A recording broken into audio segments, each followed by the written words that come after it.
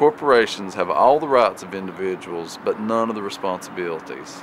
And I think that's so true. And if there's like one thing that this book can remind people of, I hope that it's that. Hello, I'm Silas House. And I'm Jason Howard, and we wrote a book called Something's Rising, Appalachians Fighting Mountaintop Removal. Well, the mountains are our Everglades, and they're our rainforest. You know how everybody knows how important the sea and the ocean is to people on Cape Cod and in Malibu. Everybody knows how important the plains are to people in Nebraska. That's what the mountains are to us. They sustain us, they have fed us, they've sheltered us for hundreds of years. My family has been here for, it's untelling how many generations, at least since right after the Revolution. And our DNA is wrapped up in the mountains. So when you, in a sense, when you kill and destroy a mountain, you're killing part of our souls and part of our culture. So many great things have come from the mountains and been inspired by the mountains. So many great books and songs and quilts and paintings and things like that. And so it's not only, mountaintop removal isn't only killing a mountain or land or soil or dirt or anything like that. It's killing people, it's killing water, it's killing animals, and most of all, it's killing our culture and our heritage. A friend of mine is from New York City, and she was telling me how that when she comes out of the subway, you know, she still can't quite get a sense of where she is because the Twin Towers are gone. And she made this comparison, so I feel it's safe to share it because a New Yorker made it. But she said that must be the same way it is for Appalachians when the mountains are gone. It's the same thing as the skyline of New York City, you know, being forever changed. That's our skyline, and it's been forever changed. And it's really important to remember that, yes, we love mountains and we love trees and foxes and birds and all those things, but speaking for myself, I think Jason would agree, the most important thing to me is that at the foot of those mountains are children and people, and that's the main thing that we're talking about. You know what I mean? Why is it that people have to fight to have their water be clean? That's insane. That we have to march on the Capitol to make sure that our water's protected. It's our most precious resource. We're supposedly in America guaranteed life, liberty, and the pursuit of happiness. Now that's what we're told. Denied lots of people. That's what we're told ever since we were, you know, coming up in grade school. It's what was preached to us.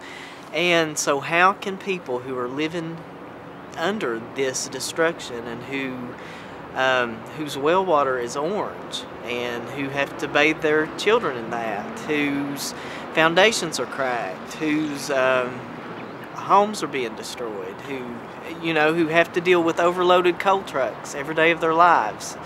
How are they to have any of those things in the presence of that much devastation?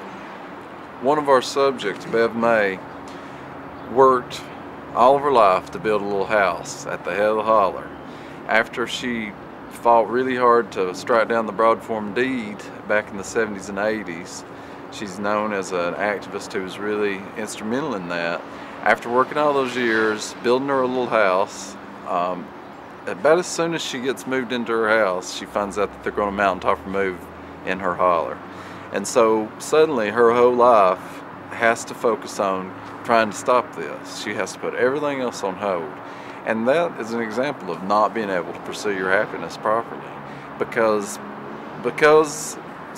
a company is allowed to do basically whatever they want to do. It's really ironic how mountaintop removal got started. It came from a loophole in a law that was enacted really in good faith, the SMACRA, the Surface Mining Control and Reclamation Act, which was signed, I think, in 1977 by President Carter.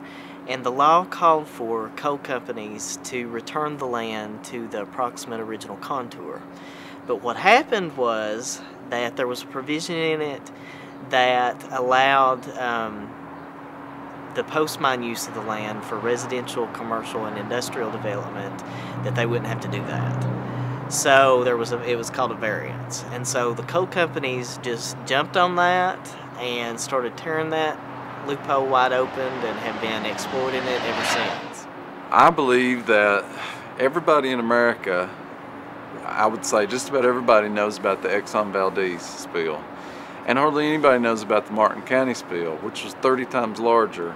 I think the reason for that is because people in Martin County are mostly poor and they're all Appalachians.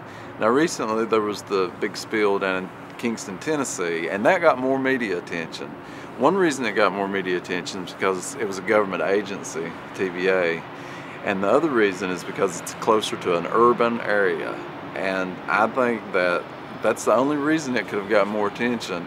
Why didn't this little place, Martin County, even though it was such a bigger disaster than the Exxon Valdez, hardly anybody knows about it? I think that it's pretty clear that it's because they're poor, rural people.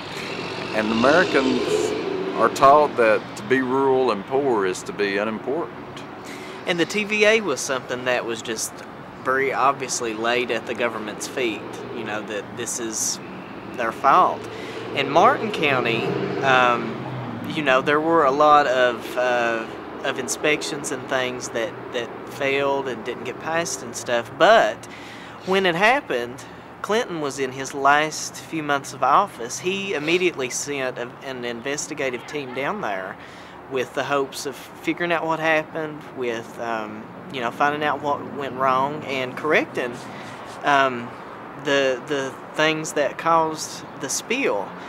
But when Bush was inaugurated in January of 2001, one of his first acts of office was to fire the head of the investigative team, set one of Mitch McConnell's puppets in, and to basically sweep it under the rug. And Jack Spadaro, who was in our book and who is a hero, stood up and said, "This is wrong." He was being asked and being intimidated to sign a paper basically exonerating the government of responsibility and things like that, and he refused, and he went public, and he was relieved of his duties. They eventually settled, but he was relieved of his duties, and you know, the government hasn't owned that yet, like they've had to own the TVA disaster. This song is by Bev Futrell, who is member of the Real World String Band. They're some of my heroes. I know at least one of them's here tonight. Sue Massett's here somewhere. And I want to acknowledge all the work that Real World has done for this issue and other social justice issues over the years. We thank them.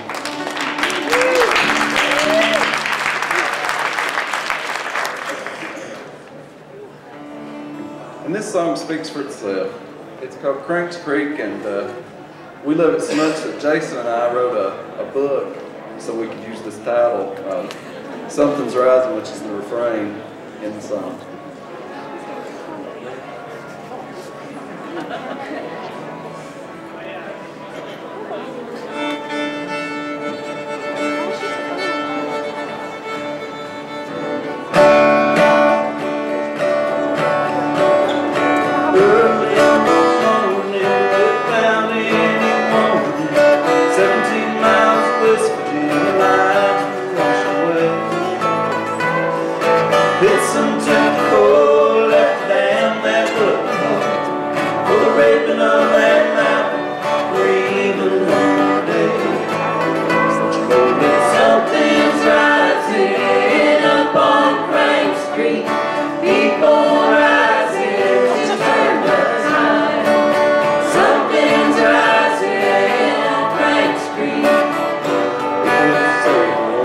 Whoa.